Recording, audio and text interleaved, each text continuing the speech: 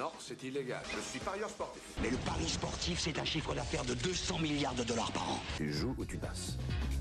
Eh bien, je joue. Le live Paris USC, la première émission 100% Paris universitaire présentée par Arthur et Mika. Bonjour à toutes et à tous, c'est Mika et bienvenue pour la première émission du live Paris USC spécial Les Parisiennes. Mais je ne suis pas seul aujourd'hui pour vous faire partager votre programme 100% universitaire. Dans le studio, deux invités de marque, Laurent, président des Parisiennes, bonjour. Bonjour. Bien installé? Bien installé. Pas trop stressé? Pas trop stressé. Ça va. Accompagné de Camille, chargée de la communication des Parisiennes. Même question, bonjour. Bonjour. Et comment ça va? Ça va. Alors si vous avez des questions, n'hésitez pas à la page Facebook Paris ESC ou encore le compte Twitter avec le hashtag Paris ESC. On fera le plaisir d'y répondre pendant l'émission ou lors de la prochaine. Paris ESC, Paris gratuit, lot, news, interview. Alors comme je vous le disais, émission un peu spéciale aujourd'hui puisqu'elle est consacrée exclusivement au tournoi Les Parisiennes. Alors Laurent, pour les personnes qui ne connaissent pas encore la compétition, qu'est-ce que les Parisiennes? Alors, pour faire simplement, on va dire que les Parisiennes, c'est un tournoi que Sciences Po organise chaque année depuis 3 ans. Cette année, ce sera les 6, 7 et 8 mars. Et en fait, l'objectif de l'association, c'est d'organiser un tournoi réunissant plusieurs écoles, qu'elles soient de France, de la région parisienne, mais aussi de l'étranger. On a des écoles qui viennent d'Europe, mais également du Liban. Donc en réunissant toutes ces écoles à Paris sur 3 jours, on espère faire un tournoi qui leur permette de se défouler dans le sport, mais également dans la fête, parce qu'on organise une soirée le vendredi soir qu'on appelle un marathon. Donc, on en parlera tout à l'heure. Voilà, ils se réunissent dans un quartier de Paris pour découvrir les bars, mais également une soirée le samedi soir. Cette année, on a le Cabaret Sauvage qui nous a dit oui, et on espère réunir environ 1100 personnes pour cette soirée le samedi. Alors combien d'années de compétition? Ça fait combien de temps que vous êtes sur la scène? Alors ça fait 3 ans. Avec Camille, on a participé à la première édition il y a 3 ans où ça a été lancé. C'était plutôt une bonne expérience puisqu'il fallait vraiment tout créer à partir de rien. Combien d'équipes, combien d'étudiants sur place pendant l'événement? Alors on espère avoir entre 650 et 700 participants, que ce soit de toutes les écoles. Et derrière, on espère encore des participants en plus pour la soirée, c'est-à-dire des étudiants de Sciences Po, mais aussi d'autres écoles parisiennes qui ont envie de se joindre à nous pour la soirée. Et là, cette année, au niveau des infrastructures, ça va être difficile de ramener beaucoup plus de monde pour des raisons de sécurité. Mais en général, on espère avoir des supporters. Là, ça va être difficile parce qu'on est déjà beaucoup de sportifs et que ça va être dur d'avoir des supporters en plus. Donc on va ranger les supporters de côté? On laisse que les sportifs? On privilégie les sportifs, sachant que des sportifs qui ne jouent pas sont des supporters potentiels. Donc voilà. Vous pouvez nous rappeler juste combien de sports on aura et les sports Oui, présents? c'est vrai. Il y a donc 4 sports, futsal, donc, handball, basket et volleyball, et tournoi masculin et tournoi féminin. Donc que des sports de sport de salle, ouais. Du fait aussi de la date, puisqu'on est quand même au mois de mars. Et oui, on privilégie le sport en salle parce que déjà, ça nous donne une petite marque à notre tournoi, je pense. Et comme a dit Camille, on peut vraiment pas prendre le risque de faire un sport en extérieur et d'avoir un temps qui ne permet pas de faire les matchs. Et comment va se dérouler le week-end alors? Au niveau des stands et au niveau aussi, voilà, on en a parlé un petit peu de la soirée et du fameux marathon. Voilà, alors c'est pas encore fixé définitivement, mais on se base sur ce qui s'est passé les 2 années précédentes, à savoir que le vendredi matin, les équipes arrivent, on leur prépare un petit déjeuner d'accueil où ils peuvent tous se retrouver dans ce village, ce qu'on appelle le village d'activité, qui sera sur une des 4 infrastructures qu'on a réservées. Et ensuite commenceront directement les matchs parce qu'on a beaucoup d'équipes et il faut vraiment enchaîner les matchs pour être dans le timing.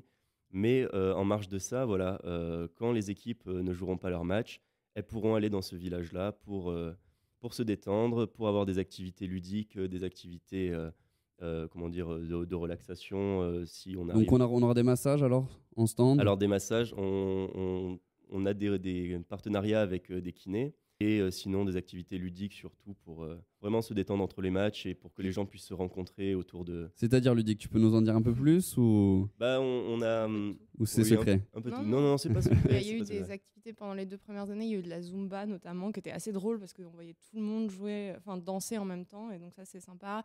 On aura certainement aussi une console de jeu pour pouvoir jouer entre les matchs.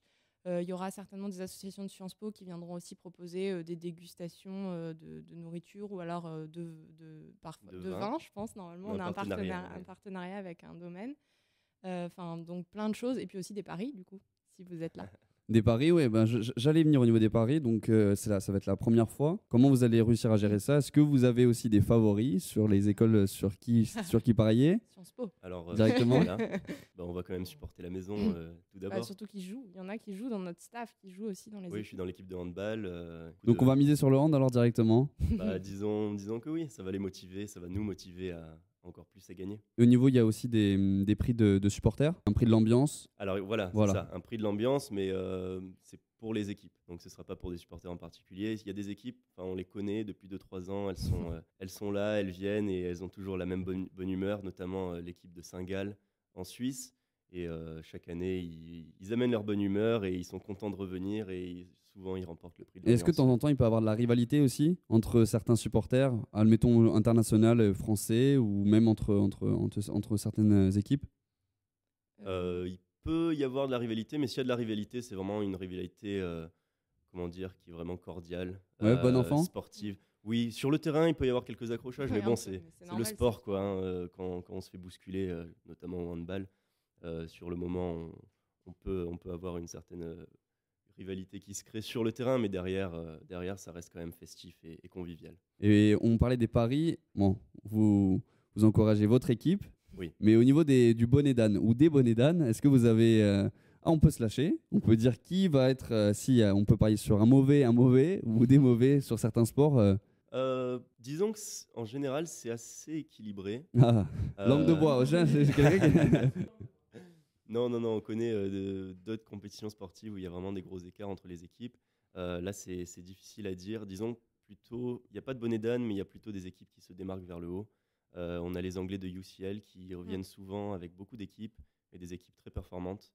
UCL à Londres, donc. Et on peut pas, Mais il y je a pense, toujours des donner surprises. de... On ne sait jamais qui va gagner, qui va. Enfin, c'est vraiment comme c'est une compétition, c'est aussi le jour J, le match, être Ouais. prêt. Et donc, c'est assez intéressant justement. Ça donne envie, quoi, parce que on ne sait jamais qui va gagner. Même si on est à fond derrière Sciences Po, par exemple, on ne sait pas si ce jour-là ils vont réussir à gagner ou pas le match. Et on a échappé le petit sujet du barathon, parce qu'on a parlé que de la journée et des informations ludiques.